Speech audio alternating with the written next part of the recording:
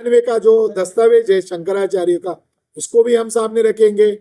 और बाबा साहब की 22 प्रतिज्ञा में एक प्रतिज्ञा है, अब हम अम्बेडकरवादी लोग हैं, अब बुद्ध को भी मान रहे हैं, और बुद्ध का जो आंदोलन है आधुनिक भारत में बाबा साहब अम्बेडकर ने पुनर्जीवित किया है। तो 22 प्रतिज्ञा में एक प्रतिज्ञा है, बुद्ध विष्णु का 9वां अवतार है, ये गलत प्रचार है, इसको हम आज से रिजेक्ट कर देते हैं।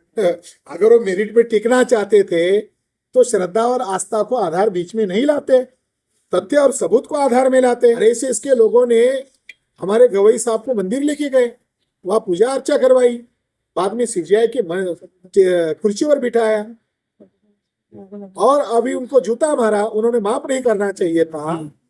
वो CGI एक बड़े अहदे पर है, मगर उन्होंने शेड्यूल कास्ट के लोगों का मनोबल तोड़ा है।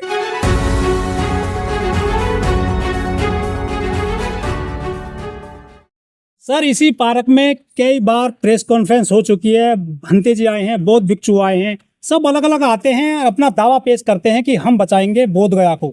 आप भी आज आए हैं, पूरा मामला क्या है? ये आंदोलन हम लोगों ने शुरू किया है, तो हमारी रिस्पॉन्सिबिलिटी है इसको कोर्ट में भी लड़े।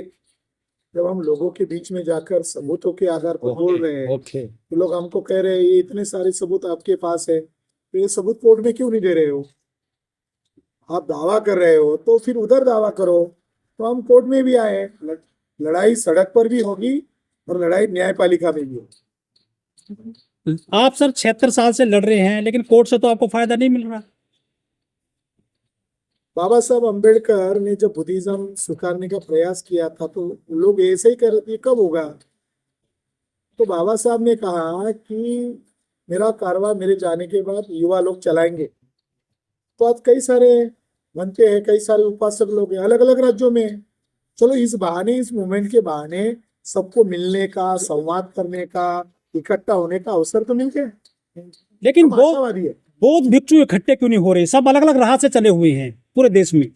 वो समीक्षा करने का मामला है। जैसे इतिहास में संगीति होती थी, समीक्षा होती थी, अशोक राजा ने भी संगीति की थी। अभी उदाहरण के लिए मैं आपको बताता हूँ, हमारे इस सोशल मीडिया के चैनल से लोगों को पता चले। बाबा साहब ने महाराष्ट्र में धर्मांतर किया और कहा कि 2 साल के भीतर मैं भारत को बौद्धमय बनाऊंगा। अलग अलग राज्यों में वो करने वाले थे, मगर उनका अचानक देहांत।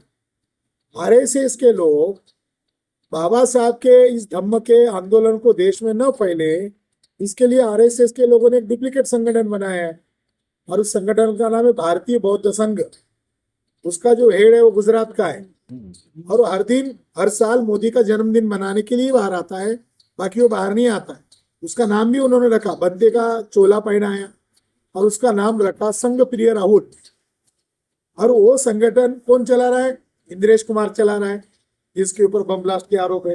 वो संगठन कौन चला रहा है? भागवत चला रहा है। तो हमारे आंदोलन को आधुनिक भारत में काउंटर करने के ढेर सारे प्रयास हो रहे हैं। ये एक ढंग से वॉर है, आइडियोलॉजिकल वॉर है। उनके पास सत्ता है, नाजायज सत्ता है, नाजायज पैसा, वो लड़ रहे हैं, मगर हम भी ईमानदारी से लड़ेंगे। ये आपका रास्ता राजनीतिक है या फिर कानून का है? सुप्रीम कोर्ट के रास्ते से मिलेगा आपको बोध विहार, या नेताओं के दम पर मिलेगा? तो 2 रास्ते हैं। जो संविधान की प्रक्रिया चल रही है तो उससे हम लड़ना चाहते हैं, मगर ये बात एकदम सही है, ये पूरा पेच जो बना हुआ है पॉलिटिकल पेच है। जैसे 2012 में एक मिस्टर वांगडी थे, बुद्धिस्ट थे, बाइबर, वो सुप्रीम कोर्ट गए और उनका एक ही डिमांड था कि 9 के 9 सदस्य बुद्धिस्ट होने चाहिए। तो जुडिशियल सेक्टर में जब वो पहुंचे तब चंद्रचूड़ भी थे, 3 जजेस थे, एक मिश्रा थे, एक चंद्रचूड़ थे। उन्होंने कहा ये जुडिशियल मैटर नहीं है, ये लेजिस्लेचर मैटर है, ये विधानसभा के द्वारा पारित किया गया कानून। तो जुडिशरी के लोग भी मानते हैं कि जब उनको बचना है तब गेंद उधर धकेल देते हैं कि ये जुडिशरी का मैटर नहीं है, ये विधिमंडल के द्वारा पारित किया गया कानून है। इस कानून को रद्द किया जा सकता है अगर बिहार असेंबली के लोगों ने अगर तय कर लिया कि इस कानून को बदल देना चाहिए, अमेंडमेंट करके इसमें सारे बुद्धिस्टों के हाथ में मैनेजमेंट दिया जा सकता है, तो इतनी सारी लड़ाई नहीं हो सकती। मगर ये देशव्यापी और अंतर्राष्ट्रीय आंदोलन होता है तो बाबा साहब अम्बेडकर का सपना साकार करने का हमको अवसर मिलता है। अगर वो पॉलिटिकल दृष्टिकोण से शांतिपूर्ण ढंग से डिबेट डिस्कशन करके वो कानून बदल सकते हैं बिहार असेंबली के लोग, मगर वो नहीं बदल रहे, इसलिए तो हमको सड़क पर आना पड़ रहा है। बिहार में चुनाव है, क्या मुद्दा बना है ये वहां पर? हाँ जरूर बना है। जो पार्टी अभी हम लोग ये स्टैंड लेने ही वाले थे, अभी इस प्रेस मीट के जरिए से हम जाहिर करते हैं, जो राजनीतिक पार्टी या इंडिविजुअल कैंडिडेट भी महाबोधि महाविहार के मुक्ति के लिबरेशन को समर्थन देगी, उस दल को, उस पार्टी को, उस कैंडिडेट को हम सभी बुद्धिस्ट लोग, बुद्धिस्ट संस्थाएं समर्थन करेंगे सिद्धांत के आधार पर। सर, पूरे देश में हिंदू राष्ट्र की बात हो रही है, राम राज्य की बात हो रही है, क्या आप लग रहे हैं कि आप कमजोर तो नहीं हो रहे हैं ऐसी स्थिति में?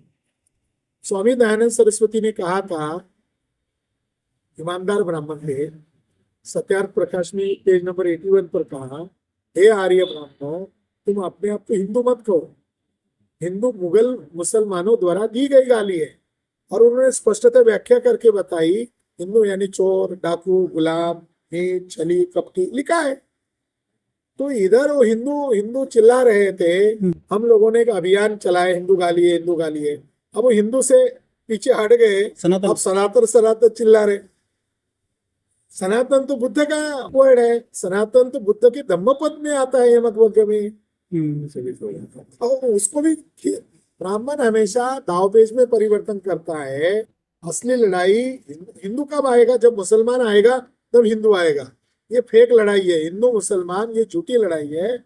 असली लड़ाई बुद्धिज्म एंड ब्राह्मणिज्म के बीच में। हम नहीं कह रहे हिंदू के साथ हमारी लड़ाई, हम कह रहे हैं हमारी लड़ाई ब्राह्मणों के साथ है। ये हिंदू ब्राह्मणिज्म है, बाबा साहब ने कहा दिस इज ब्राह्मणिज्म, तो हमारी लड़ाई ब्राह्मणिज्म के साथ है। कह रहे हैं कि विष्णु के 9 अवतार हैं महात्मा बुद्ध। तो एक अंधे साधु है ब्राह्मणों के, उनको आधुनिक संत भी कहते हैं, राम भद्राचारी। तो पत्रकार महिलाओं ने उनका इंटरव्यू लिया 2 महीने पहले, बीच बीच में उन्होंने अंबेडकर को भी गाली दी। और फिर महिलाओं ने कहा चलो ये बात तो आप नहीं मान रहे हो, तो बुद्ध के बारे में उन्होंने पूछा कि बुद्ध के बारे में आपकी क्या राय।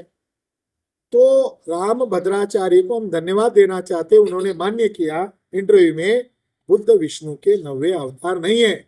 अब राम भद्राचार्य सरकारी साधु है, उनके समाज के साधु नहीं है। इनको न जाने क्या क्या पुरस्कार नरेंद्र मोदी सरकार ने दिए। और आज भंती जी ने बताया कि गोयंका विपश्यनाचार्य के बड़े ज्ञाता, उन्होंने शंकराचार्य से लिखवा लिया, वो पुरी का शंकराचार्य और कोई 2 शंकराचार्य, और उन्होंने गोयंका जी के 1999 को लिख के दिया कि शंकराचार्य तो सुप्रीम है ब्राह्मणों के, कि विष्णु के अवतार नहीं है। अब आते 1895 को, जब महंत गिरी को पूछा कि यहाँ तुम्हारा क्या अधिकार है, किस अधिकार पर तुम आए हो, दावा ठोक रहे हो, तो उसने ये जवाब दिया कि बुद्ध विष्णु के 9वें अवतार है। जज महाशय विद्वान थे, उन्होंने कहा तुम शैववादी हो, तुम शैववादी हो और सहारा वैष्णववादियों का ले रहे हो, ये ड्रामा नहीं चलेगा। और कोर्ट में 1895 को उनकी बात को डिनाई कर दिया गया कि तुम तो शैववादी हो। शैववाद और वैष्णववाद का 36 का आंकड़ा ऐसा ब्राह्मण लोग बताते हैं, तो विष्णु के आड़ में कैसे कब्जा कर सकते हो, ऐसा कोर्ट में कहा। जब वहां कहा तो वही 1895 के दस्तावेज को हम सुप्रीम कोर्ट के सामने भी रखेंगे, राम भद्राचार्य को भी रखेंगे, और 1999 का जो दस्तावेज है शंकराचार्य का, उसको भी हम सामने रखेंगे। और बाबा साहब की 22 प्रतिज्ञा में एक प्रतिज्ञा है, अब हम अम्बेडकरवादी लोग हैं, हम बुद्ध को भी मान रहे हैं, और बुद्ध का जो आंदोलन है आधुनिक भारत में बाबा साहब अम्बेडकर ने पुनर्जीवित किया है। तो 22 प्रतिज्ञा में एक प्रतिज्ञा है, बुद्ध विष्णु का 9वां अवतार है, ये गलत प्रचार है, इसको हम आज से रिजेक्ट कर देते हैं। कई दशक से सर सुप्रीम कोर्ट में मुकदमा चल रहा है, क्या आपके पास पुख्ता सबूत नहीं है या मजबूत वकील नहीं है जो आपको सफलता नहीं मिल पा रही है कोर्ट में। 2012 की केस है, कौन सी तारीख हुई? जब आंदोलन शुरू हुआ तब तारीख शुरू हुई। ये तीसरी तारीख है 2012 की केस, ये तीसरी तारीख है। और अभी लगभग कई सारी पार्टियां एंट्री हो गई है इंटरियम में। तो बुद्धिस्ट सुप्रीम कोर्ट में एडवोकेट है सर, वो सॉरी सीजेआई तो बुद्धिस्ट है सर, वो तो अब तो आपको मौका था। ब्रिटिश काल में ब्राह्मण जजेस के लेकर ब्राह्मणों को ये कहा था कि उनमें न्यायिक चरित्र नहीं है, तो हमें मेरिट की कमी नहीं है। ये जो कॉलेजियम के नाम पर जो कब्जा किए हुए हैं एक विशिष्ट जाति वर्ग का, ये बेसिक प्रॉब्लम है। चंद्रचूड़ में और मेरे में मेरिट दिखाओ, मेरे में ज्यादा मेरिट है। जो सीजेआई चंद्रचूड़ है उसमें जितना मेरिट है उससे ज्यादा मुझ में मेरिट है, मैं बता सकता हूं। उन्होंने श्रद्धा और आस्था के आधार पर फैसला दिया, तो मेरिट का मामला, मेरिट से भाग गए हो। अगर वो मेरिट पे टिकना चाहते थे तो श्रद्धा और आस्था को आधार बीच में नहीं लाते, तथ्य और सबूत को आधार में लाते। गवाई साहब तो सर बौद्धिस्ट हैं सर, उनके पास तो अभी मौका है, अभी तो 23 नवंबर तक रहेंगे वो सीजेआई के पद पर। सबसे ज्यादा वरिष्ठ बनते जी है, और आज वो सभी देखकर निराश हो गए थे। फिर उन्होंने तय किया कि अब मुझे जाना है। ऑल इंडिया में जो भिक्खु है उसमें ज्ञान ज्योति बनते जी सबसे ज्यादा वरिष्ठ है, और उन्होंने उनके पिताजी को भी देखा है। आरएस गवई, आरएस गवई तो आरएसएस के मंच पर गए, आरएसएस के लोगों ने उनकी माताजी को बुलाया, आरएसएस के लोगों ने हमारे गवई साहब को मंदिर लेके गए, वहां पूजा अर्चा करवाई, बाद में सीजेआई के कुर्सी पर बिठाया, और अभी उनको जूता मारा। उन्होंने माफ नहीं करना चाहिए था। वो सीजेआई एक बड़े ओहदे पर है, मगर उन्होंने शेड्यूल कास्ट के लोगों का मनोबल तोड़ा है। वो तिवारी को माफ नहीं करना चाहिए था। सर न्यायाधीश, आज तो महाराष्ट्र में महाराष्ट्र गवई का जो स्मारक समिति स्मारक बना हुआ है उसका नगरसन के लिए फडणवीस मुख्यमंत्री सब लोग, सब बीजेपी की टीम वहां पर। तो उनसे उम्मीद बहुत ज्यादा है। वो चाहते हैं, ये हमें इसलिए बोलना पड़ रहा है क्योंकि उनका भी इतिहास लिखा जाएगा। न्यायपालिका के इतिहास में गवई साहब का भी इतिहास लिखा जाएगा। वो पिछले 2019 में वो रिटायर्ड होने वाले थे, सर न्यायाधीश गोगोई साहब, और गोगोई साहब ने दावा किया कि मैं दस्तखत करके ही रिटायर्ड हो जाऊंगा, और 40 दिन फास्ट हियरिंग चली। तो सीजेआई नवंबर में रिटायर्ड होने वाले हैं। वो चाहते तो 15 दिन में मामला रफा दफा कर सकते हैं, और 15 दिन में सारे सबूत लाओ, सबको, विरोधी लोगों को भी और बुद्धा को मानने वाले लोगों को भी, सबको बुलाओ। ये कर सकते हैं। अगर वो नहीं करेंगे तो समाज भी समीक्षा करेगा, तब वो सारा अकाउंटेबल है, सारा अकाउंट होगा। अब सर क्या रणनीति है फ्यूचर की, किस तरह से आंदोलन चलेगा बोध गया को लेकर?